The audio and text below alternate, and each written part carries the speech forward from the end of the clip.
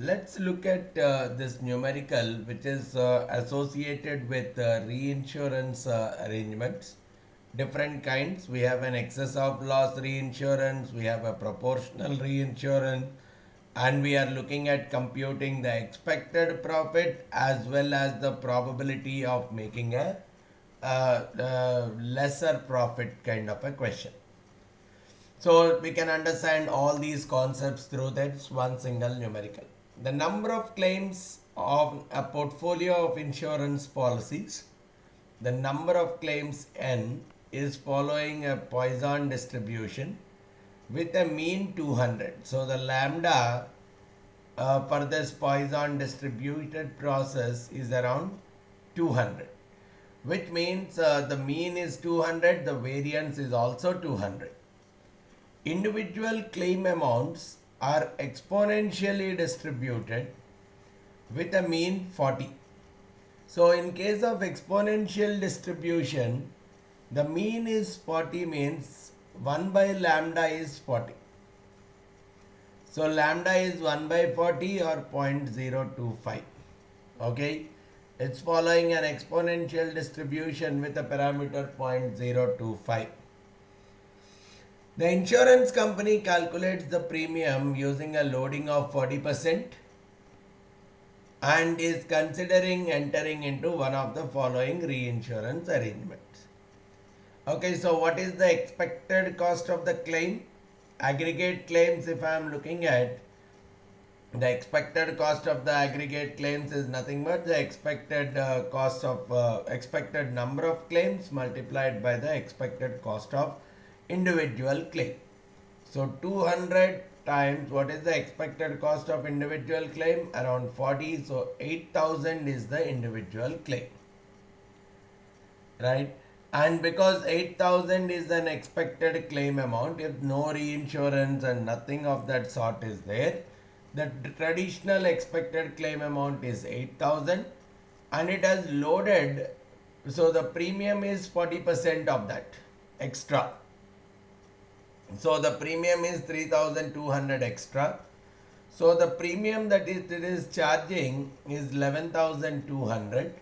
So expected premium or premium income is around 11,200, whereas the expected cost of claim is around 8,000. So overall the expected profit probably in the first arrangement where there is no reinsurance at all is around 3,200. Okay, in the first case the expected profit is 3,200.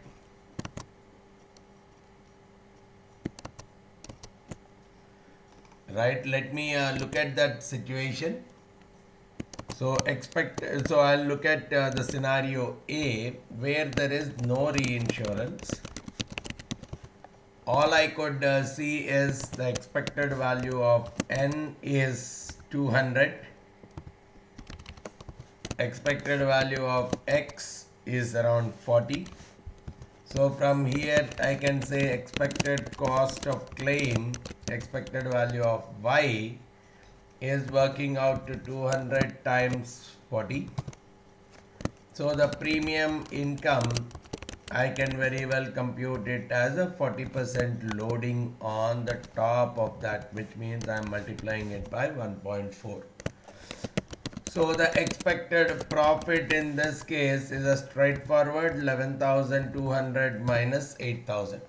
Now I can even find out the variance because at a later point I may be interested in finding out the probability that the profit is more than this or profit is less than this. So that will help me in terms of understanding even the variance to be found out. I know that in this example, if I have to find the variance of y, it is nothing but the expected value of n times variance of x plus variance of n times expected value of x square. So this is what is the typical computation when there is we are taking a convolution kind of stuff. So expected value of n, we know it's a, so individually Expected value of n we have already got. Expected value of x we have. So I require variance of x. Right, so to compute the variance, first of all I need expected value of n, which is already there, which is 200. Then I need variance of x. Let's see how we'll find it out. I need a variance of n, and I also need expected value of x squared. Variance of n is known because it's a Poisson distribution with a mean of 200. Lambda is 200, so the variance is also 200, known stuff. Now what is the variance of x? If you see for the exponential distribution, mean is 1 by lambda, variance is 1 by lambda squared, right? Now we have already got the lambda, or probably the square of it. Whatever the mean that we had, the square of it is what is my variance here. So variance is nothing but 40 squared, I can take it. So 1600 will be the variance of x. Now what about the expected value of x squared?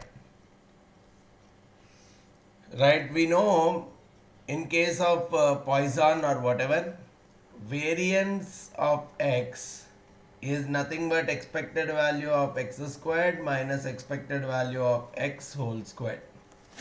Now we have already got the variance is 200, and we are saying expected value of, we don't know the expected value of x squared, minus expected value of x whole squared. Expected value of x is also 200 squared, which is 40,000.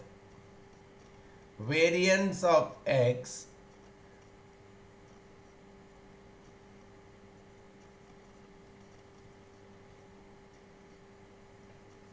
right, variance of x, which is 200, expected value of x, expected value of x squared minus the expected value of x whole squared. This is what comes out. Oh, sorry, this is the formula is variance of n times expected value of x whole squared. So this is where I'll directly take the expected value of x, not x squared. I have to take expected value of x whole squared. So this is where I'm directly going with expected value of x is 40.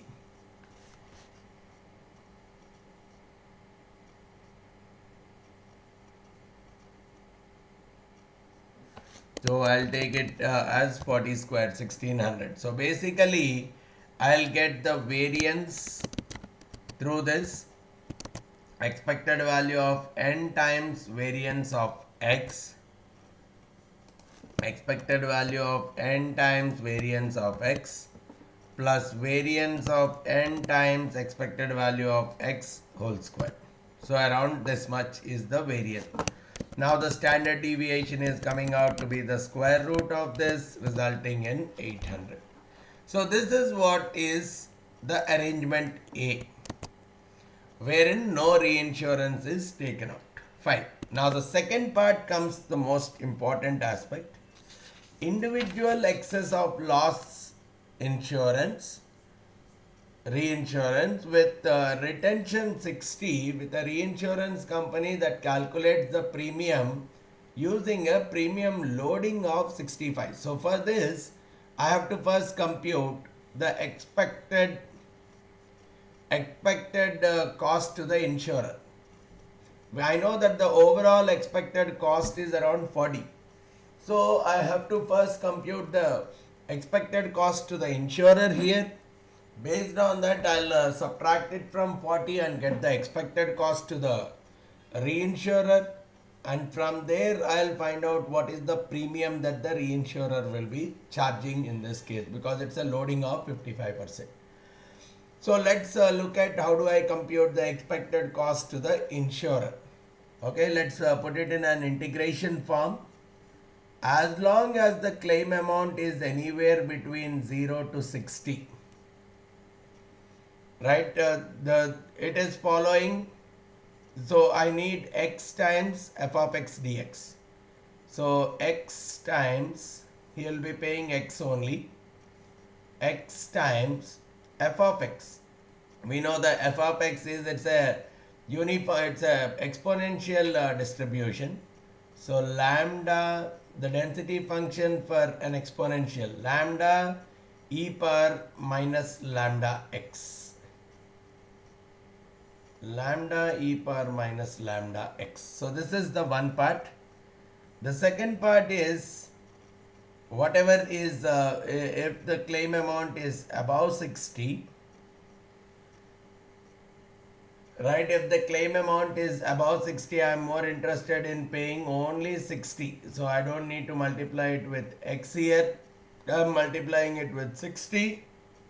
But again, the function is 0.025. F of x is 0.025 e to the power of minus lambda x.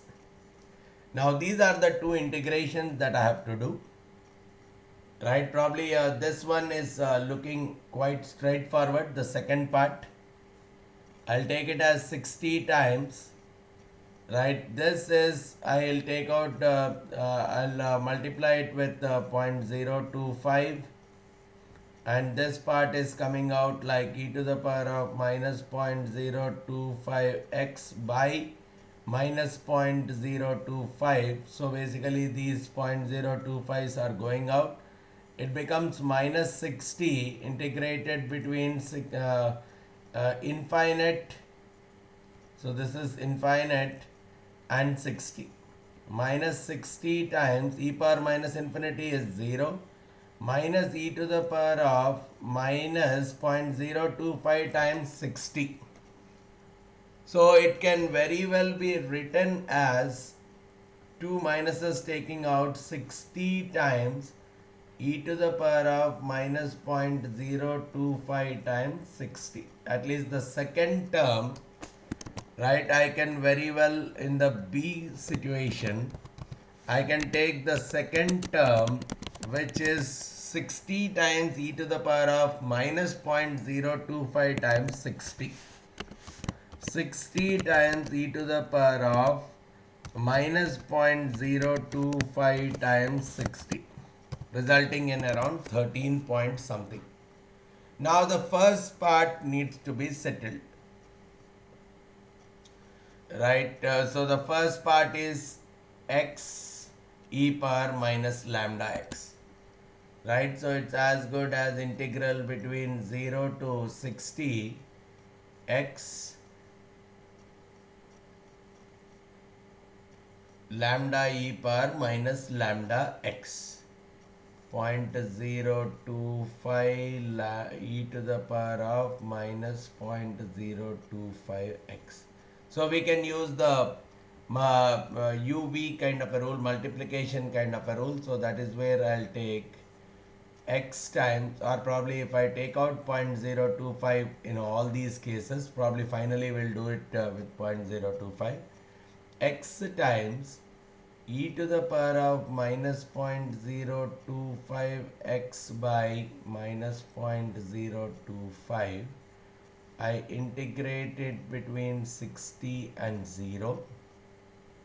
I integrate it between 60 and 0 minus the derivative of x, which is 1, times again the same stuff. I have already taken the derivative of this, so I'm taking only the integral of e to the power of minus 0.025x dx. Now the first part is very clear, right? Probably if I'm bringing in again that 0.025, that is going off here, but here if I bring in e minus 0.025, I'll keep it. So this is becoming minus 60 times e to the power of,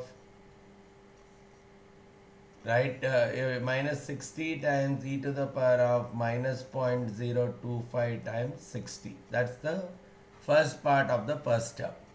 And then this part 0.025 Again, if I am taking the integral of it, again there is a minus 0.025 that is coming in the denominator. So these two are going off, and it is working out as e to the power of minus 0.025 times 60 minus e to the power of 0, which is 1.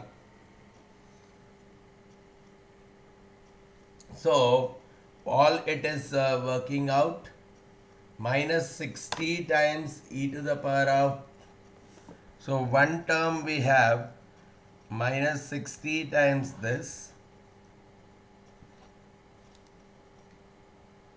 then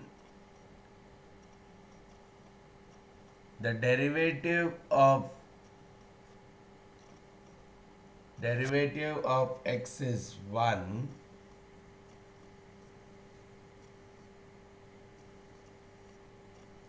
right? If I'm taking the 0.025 out, I'm taking the integral of this entire thing. So here it is working out, whereas here it is coming out like the derivative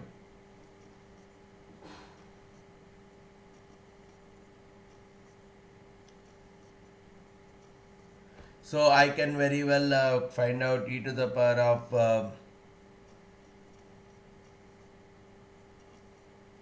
see the integral of e to the power of minus 0.025 x. If I am looking at, yeah, here I don't have 0.025 here, so it is becoming minus 40 times e to the power of minus 1.5 minus 1. So I can very well simplify the stuff, right? Because I have one, the second part is already there. The first part is getting simplified. So overall it is working out. So probably let's look at the integral much better. 0 to 60.025 x e to the power of minus 0.025 x dx, right? This is what is coming out. Now simplifying it, if I take out 0.025 completely outside, first I am trying to find the integral of this e to the x e power minus 0.025 x by minus 0.025. This entire thing is being integrated between 60 and 0. This part is fine. Then I am also taking minus integral of e to the power of minus 0.025 x dx, right? Now this is coming out as e to the power of minus 0.025 x by minus 0.025. This entire thing is getting integrated between 60 and 0. So this part is very much coming out as 40 times e to the power of minus 1.5 minus 1. So this part is coming out, the second part is coming out as 40 into e to the power of minus 1.5 minus 1. But because I have taken this term out, and in this term it is very much coming out as 60 e to the power of minus 1.5 x, because we are taking it as x e power minus 0.025 x. So 60 e to the power of minus 1.5 x. So basically it is coming out as 60 e to the power of minus 1.5 x plus 40 e to the power of minus 1.5 and minus 40. So these are the numbers that are typically working out. So it is coming out as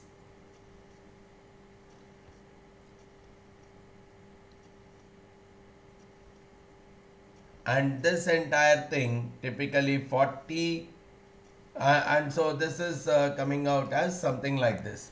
So 60 e to the power of minus 1.5 plus 40 e to the power of minus 1.5. Alright, so the second part, if I am looking at, so this is a minus 60 in fact.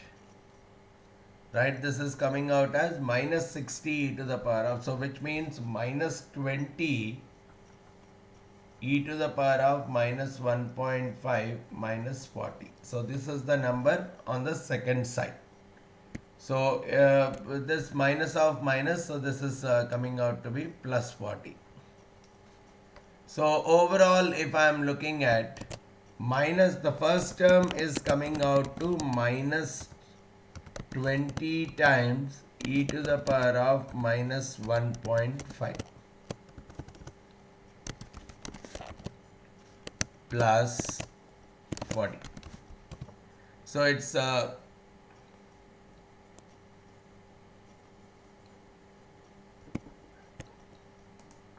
minus 20 e to the power of minus 60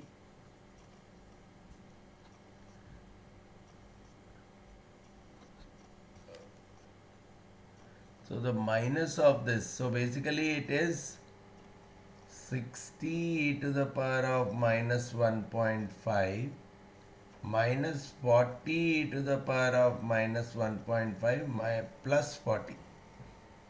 So I have to take it this way, 60. So basically it is 20 e to the power of 1.5, not minus 20. So 20 e to the power of minus 1.5 and this, and from the first I can subtract this from the first term. So the total expected value of x for me is coming out as this number minus this number. Around 31 is the expected value for the insurer. So for the expected value for the reinsurer is 40 minus this, so around this much. So a reinsurer's expected value is this much.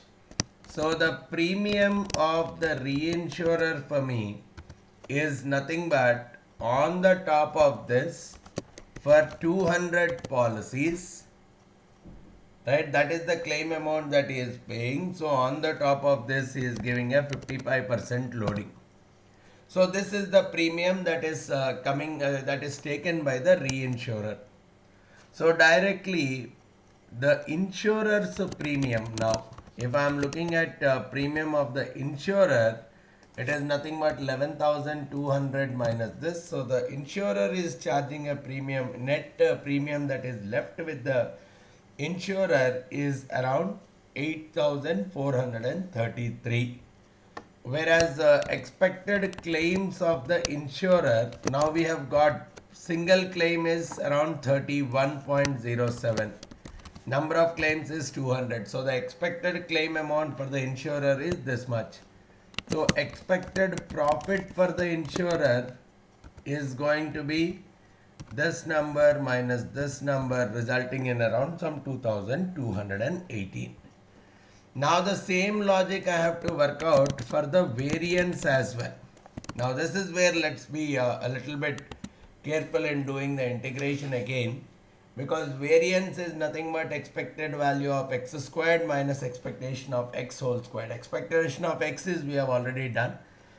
So let's do it with expected value of x squared. 0 to 60 x squared 0.025, or probably let's substitute the lambda towards the last, that becomes more easier.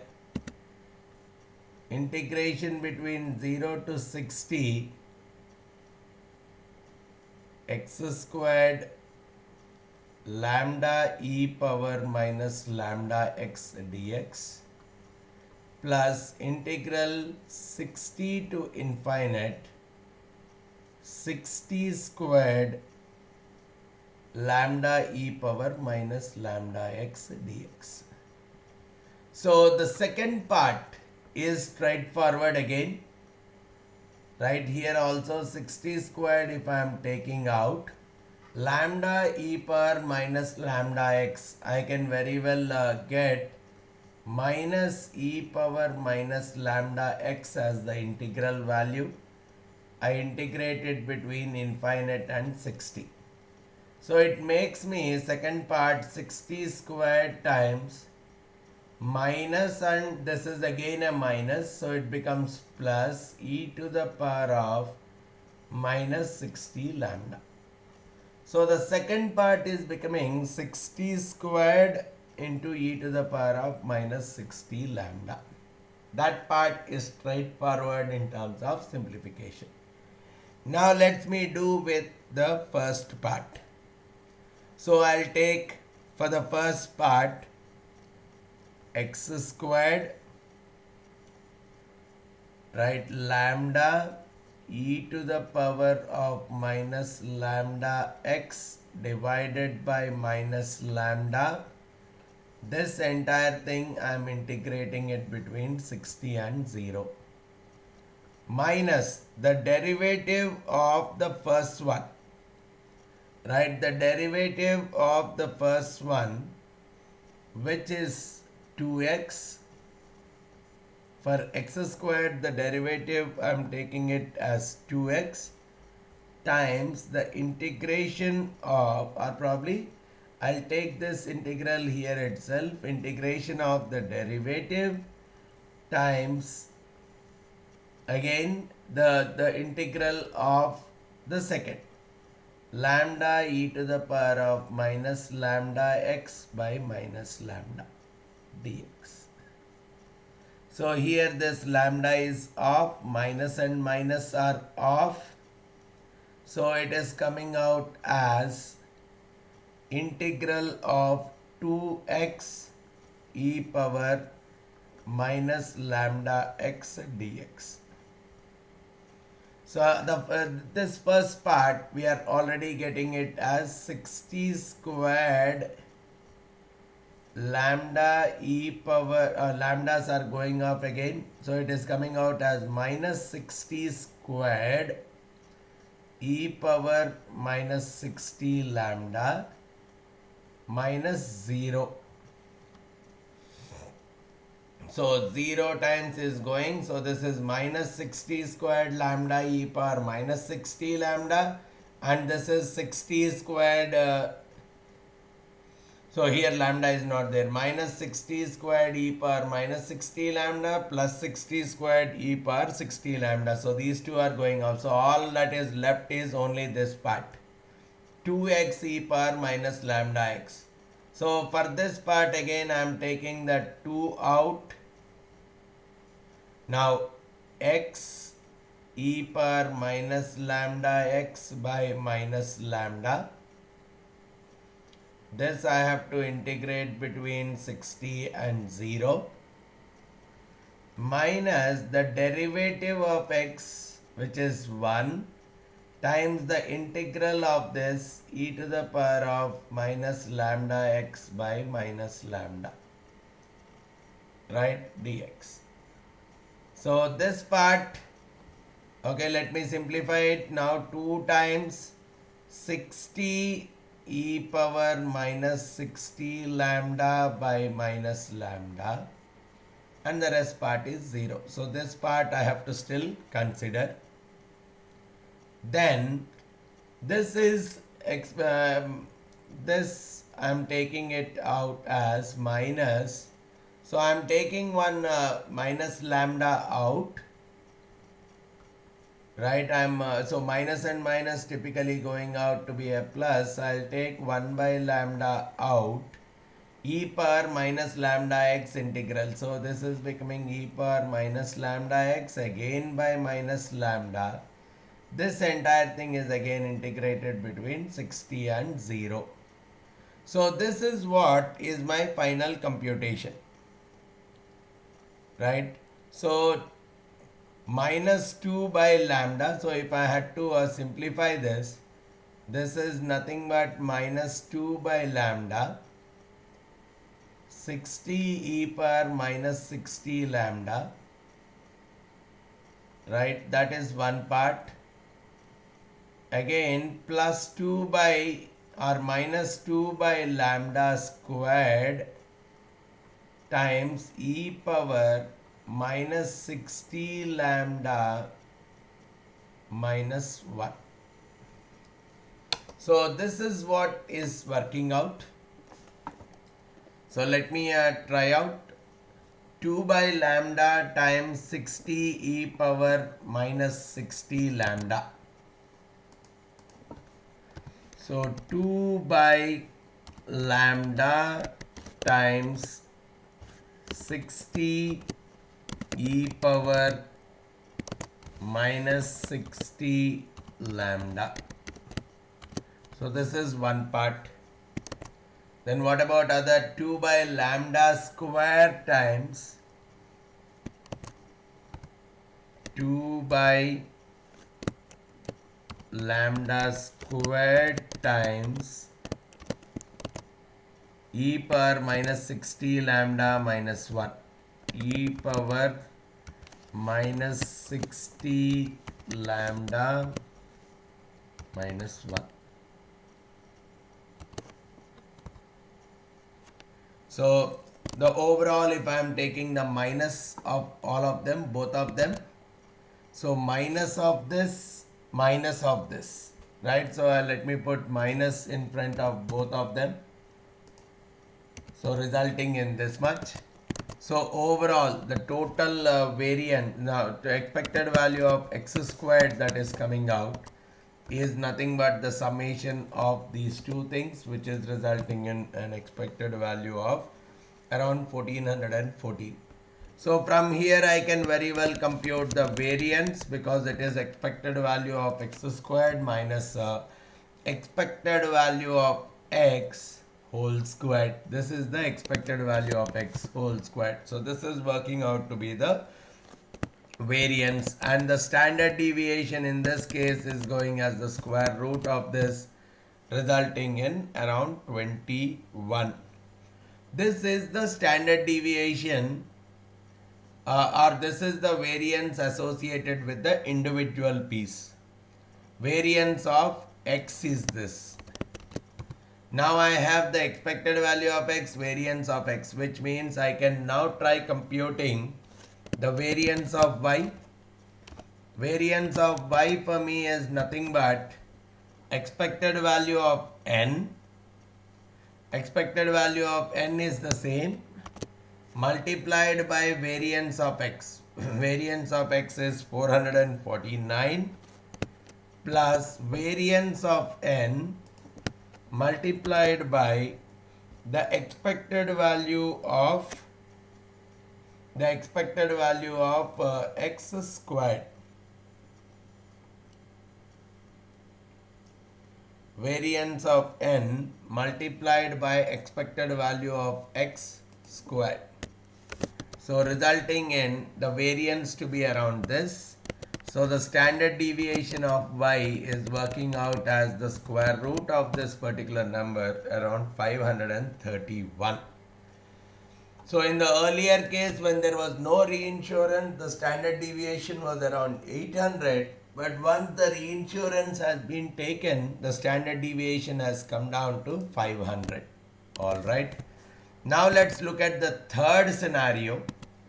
Find the probability that the proportional reinsurance with a retention of 45, right? So it's 75. Retention is 75, and the reinsurance company is calculating the premium with a premium loading of 45. So here the expected cost of the claim is straightforward, 75% of the initial itself, right? So at least 30 is the expected cost per claim. So expected value of y in this case, if I have to look at, it is nothing but 30 times 200. So the expected value of the claim is going to be, the overall claim cost is going to be 6,000, whereas the premium or probably expected value of the cost for the reinsurer is 10 times, because 40 minus 30, right, which is 40 minus this is the expected cost to the reinsurer. So overall expected cost to the reinsurer is this 10 times the number of policies. Number of policies is the expected value of n, which is 200. So from here I can find out what is the premium that the reinsurer is charging. On the top of this there is a loading of 45%, so the premium that he is charging is 2900 for the same, which means the premium for the insurance company here is going to be 11,200 minus whatever is the premium that is paying towards the reinsurance, 8,300.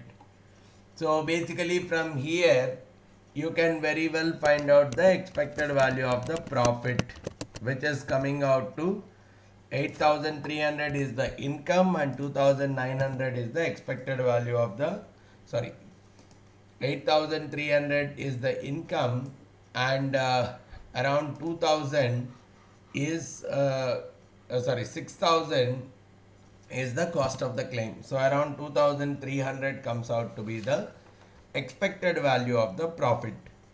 Now the same logic if I am using for computing the variance, here the computation of the variance is a straightforward stuff, right? It's only that I have to, instead of directly taking full number, I am taking the 75% of it. So I don't need to really do anything more. Variance of y is nothing but expected value of n. Okay, the expected value of n times variance of x. Now variance of x for me is a simple 30 squared. Right, so I can directly take it as 30 squared is the variance of x now, plus variance of n. Variance of n is again 200 multiplied by expected value of x whole square. So this square, resulting in this being my variance, and standard deviation of y in this case is just the square root of 360,000, working out to 600. Fair enough. Now find the probability that the insurer makes a profit of less than 2,000, right? So what I really want is the probability that the profit is less than 2,000. And now what I can very well, using a normal approximation, so which means I can very well look at the probability of P less than 2000 is same as P minus mean by standard deviation less than 2000 minus mean by standard deviation. So this is nothing but the probability of N01 standard normal distribution value less than this much. So that is what I can directly come out with, right? So in the first case I can find 2000 minus mu divided by sigma, because I am looking at the probability that the profit is less than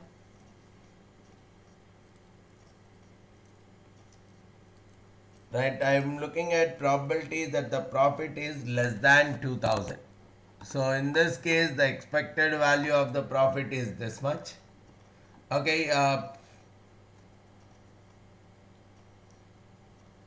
I can very well look at the probability that the profit is less than 2000. So here the profit is worked out to 3200.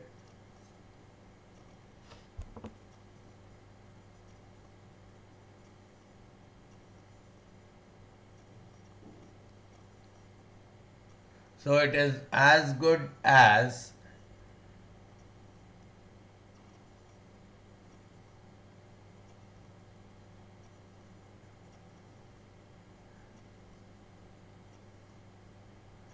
in the first case the profit, okay, this is the premium that is coming out. So if the probability has, okay, otherwise I should look at if the profit has to be less than 2000, if this is the premium, so the cost, which is y, should be, because the premium is a fixed one.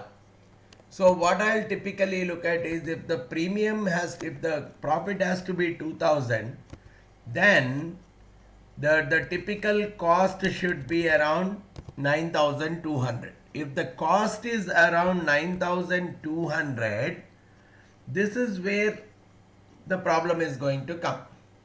And from here I can very well find out whatever is the expected cost, and I can find out whatever is the standard deviation of the total cost. Based on this I can say the cost is above 9200 will result in a profit less than 2000. So the probability that the profit is less than 2000, I can very well take it as probability that the cumulative cost is greater than 9200 in the first case. So from here I can very well say probability that the standard normal variate is greater than 9200 minus the expected value 8000 divided by the standard deviation 800. So I am finding out the z value from here. The z value for me is 9200 minus the expected value divided by the standard deviation of the value, giving me 1.5. And probably if I am more interested in finding out the value that is greater than this, I am simply taking out the norms dist for this particular value, resulting in there is a 6% chance that my loss could be that my profit will be less than 2000. Whereas in the second case, okay, whatever is the premium that is being received is this much. So the claim at the max, the claim cost at the max should be around 6433. If it is more than, if the claim cost is should be on the minimum side 6433, if it is more than that, probably the profit is going below 2000. So from here again I can find out the z value, which simply works out as this being the cost minus the expected value, expected cost to the insurer divided by the standard deviation of the cost. And this is what is the number. And probably if I am looking at the probability under the normal distribution assumption, the probability is around 34. There is a 34% chance in this case that the loss goes below 2000. Similarly, in this case, if the cost is 6300 or above, the loss could go, the profit could go below 2000. Now this is where again I am seeing under a standard normal distribution assumption, the expected value of the claims is 6000. The standard deviation of the claims is around this, which means the probability again, probability that the loss goes above 2000 is directly going up to, probability that the loss goes above 2000 is again up to 30%. Now what we could see is if I am looking at if I am looking at my costs or probably the profit going below 2000, probably only in the first case when I am not taking any kind of reinsurance, that is when I can very well get my profit much comfortably above 2000, whereas in all the other cases the chances that my profit will be less than 2000 are much higher, 34 in the excess of loss reinsurance case and around 30% in the proportional reinsurance kind of a case. So step by step we are evaluating this kind of a numerical to get a good hold in terms of which reinsurance arrangement is profitable under which kind of situation. All right.